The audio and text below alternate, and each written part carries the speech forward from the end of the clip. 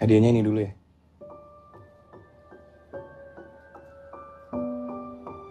Gue tahu lo pasti nggak pengen ingat lagi momen ini. Maaf ya, gue harus mulai dari sini. Apa kabar deh, Rinta? 5 menit yang lalu sih baik. Gue gak nyangka kalau malam itu jadi terakhir kali gue ketemu sama lo, Dek. Aku mau pindah lagi, aku gak bisa. Kalau kamu gak ngelain apa-apa, it's your life. Demi ngelindungin nyokap, gue bertahan. 아, 근데 왜 이렇게 말랐어? 밥은 제때 먹고 다니니? 그렇지만 어차피 여기 친구들도 있는데. Sejak nyokap meninggal, Imo yang ngurusin gue. Makanya gue panggil Imo atau Tante. 감사합니다. Dek, surprise. Nggak, kenapa harus hari yang sama lamarannya ketemu? Imo itu pacar kamu. Kok dia gak pernah mention apa-apa ke gue ya soal Julian? Kakak di ghosting. Waktu lo tiba-tiba pergi, gue kecewa banget sih. Lo minta maaf, Di. Gue gak punya kemewahan untuk suka sama seseorang.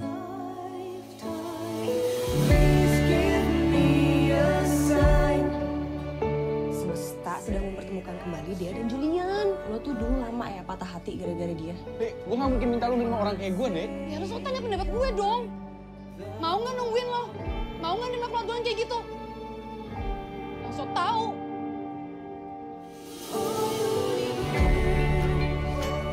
Kamu dan Sakti adalah duniaku. Aku janji akan menjaga kalian berdua selamanya. Dek, aku makin yakin kita lagi dikasih kesempatan kedua.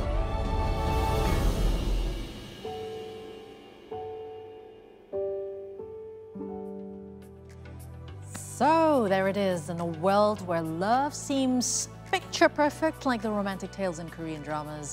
A woman learns that real love is far from flawless, unfortunately. I mean, just because you fly over to Korea does not mean that romance is just like that in real life. Yeah, Though we that's hope to be. I'm that romantic. But hold on. We're not diving into K-drama, but instead, we're talking about a brand new movie by Imajinari titled Cinta, Seindah drama Korea. Is it as dramatic as it sounds, or is it something completely unexpected? We're going to find out with the creative minds behind it, because in the studio we have the director, Meira Anastasia, and producer, Ernest Prakasa. Hello! Hello! See this cool couple. Cool couple. I mean, Thank you so much for having we have the us. wife who's the director, and then we have Mas Ernest, who's as the producer. already is an experienced producer. And by the way, Oh, wow. congratulations on the awards that you have received, are. Imajinari has Thank received you. in the last you. couple of days. Yeah, thank you. It's been a roller coaster ride. It was Yeah. unexpected, to say the least.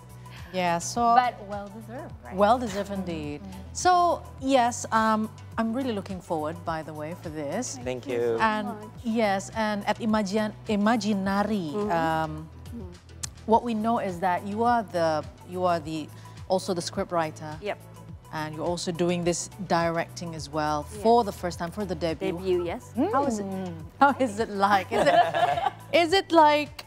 How is the process like? Is it intimidating or is it empowering? In fact.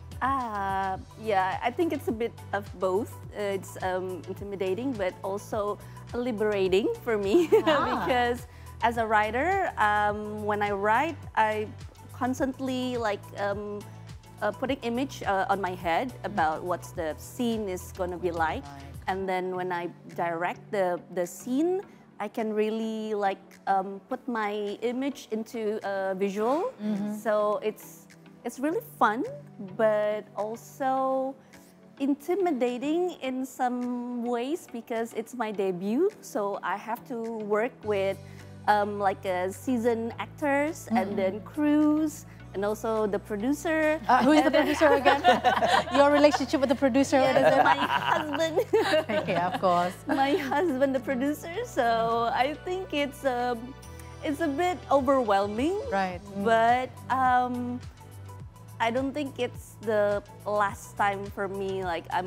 I think Wow, That's that's great. That's great. I want some more. Because we want to know, before we get more into directing and everything else, we want to know about the movie. Is it, because you mentioned you had the privilege of actually putting your vision into, into the screen the way that perhaps you've envisioned it to be. And what was that like? And why did you choose this movie as your directorial debut? So when in the pandemic era, I was like really drawn into Korean dramas. Right, like everyone else as well. True. And we need something to do in our house. Distraction. Right? Yeah, distraction from the situation. So I think that Korean drama has brought something. It's really lively. It's really the production is really good. So I think, and the story is captivating. So as an audience, I feel that I want to make something like a bit similar to Korean drama, but in a localized way, like Indonesian Indonesian vibes. So that's what I'm trying to aim. So this is a story, the love unlike in K-dramas. Love Love unlike. That's the international title. Yeah. Love unlike in K-dramas. It's actually about a love triangle. About a girl who's the boyfriend gave her like a surprise birthday gift to go to Korea with her two best friends. And then when she got there, so the boyfriend didn't go with her, right? So it's like a present. Yep. When she got there, she met with this long time ex-boyfriend. It's not ex. Oh, it's not ex. Yeah, like so on and off. First love. First love. Is it a what if? Those are the worst, right? There's no closure yet. Yeah, it's one of those what ifs, right? Yeah, unfinished business, dangerous. Oh my goodness. But I mean, it's like a battle between what is it like if I'm with this my first that is love very and then the present boyfriend. I don't know. Yeah. It's like that's why I've always told myself, if you break up, you make sure you closure. In theory, yes. But I'm very interested as well with you, Mas Ernest. I've heard that you're not into K-drama. I'm not into sometimes when certain K-dramas which is more to the action side, like Squid Game or Kingdom, like the zombie, but more on the romance, and no, I'm not really into it. Yeah. So how is it like in the process? It's tough. Are you like giving inputs there? Oh, no, that's too dramatic. No. No, that's the thing though. It's not just me. My partner as well. We're both. We're not K-drama lovers per se. We're not like avid K-drama watchers. So there's like this weird feeling when we're doing this movie, when we're in the editing room. Like there's this awkwardness of like I cannot see her vision. Like, you know, like she knows exactly what she's doing. What she wants, she knows exactly what she's aiming for. But we, the dua bapa-bapa ini, it feels like, okay, that's the cringing. No. It's like there's is that pride speaking? No, it's like there's no pride in K-drama. It's like there's a distantness to it. Like, you know, there's something like we don't connect with the story. As well as when we're doing the things that we know, like comedy and everything. Yeah, because this is a whole new genre for Imajinari. Right. So this is like the first time we went full on like rom-com.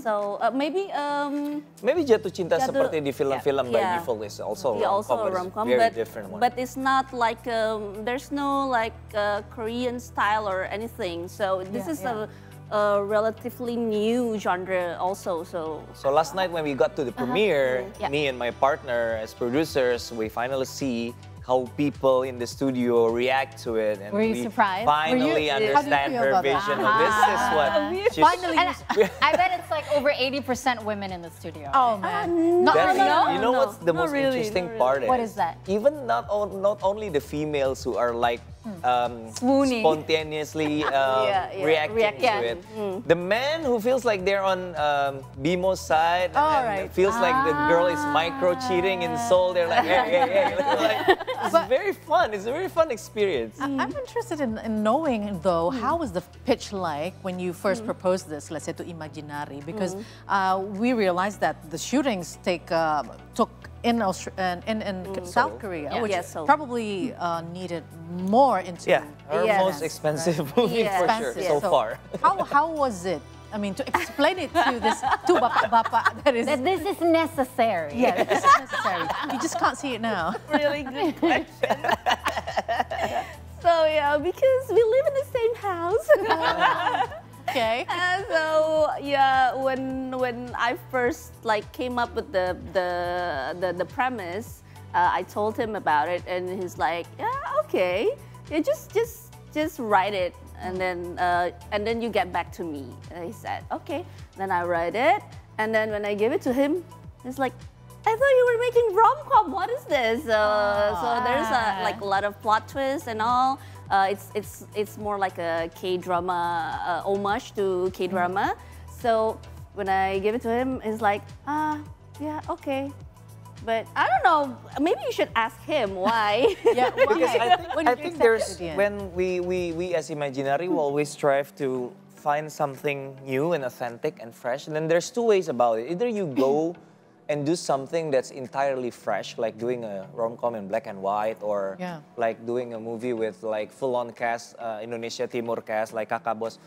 Or you tackle an issue that is very common, that's already being done thousands and thousands of times, but how can you deliver it better? Or how can you give something, an added value to it? I think it's equally challenging. And I know she's been with me as a co-writer for years with my movies as well, so I know her writing skills, I know her qualities as a writer and as a creative thinker. So I think if I give her the room to like just, you're always supporting me, now just do your own thing. Oh, wow, okay. Happy life, happy wife. No, but I'm really, really curious because what was the dynamic like? Because this is something completely new to you, right? And how much research did you do in terms of having watched so many K-dramas already? Because K-dramas have very specific arcs in their stories. And they're actually a very common pattern if you're used to watching K-dramas, right? So how did this dynamic take place during working together? Was it always happy times? Or there are some parts where I feel like the flow of the script is not conservative. Like it's, why do you write it this way, like this particular way? But you, like for instance, there's like this point in the movie where everything like in the climax and then it stops and then we go way forward and then we go way back. Like, why are you stopping? I want to know what happens next. Why you stop here? Like she said, it's like a cliffhanger at the end of an episode of a series. Okay. Yeah. So I think, I think it's like giving an audience something like a new experience in watching a cinematic film. Like. Wow, but how is it like at home? I mean, you're not only next door, you are in the same bed. It's not that new for us working together, to be honest. We've been working together. She's been always supporting my movies. She's been co-directing with me since Mili Mamet. So she's with me for 3 movies. She's always sit next to me in directing, and she's with me all the way. So I know like how to work. We know how to work things out in terms of working together. And I'm not saying that it's ideal for a couple. I totally understand that it's not for everyone. It's not for everyone. It's definitely not for everyone, but it works for us. So yeah. Oh, that's great to hear. Okay, we want to dig more about the movie and of course about how you created the movie together, definitely. But that's going to be after the break, so don't go anywhere. We'll continue our talk with Ernest and Meira. Stay tuned.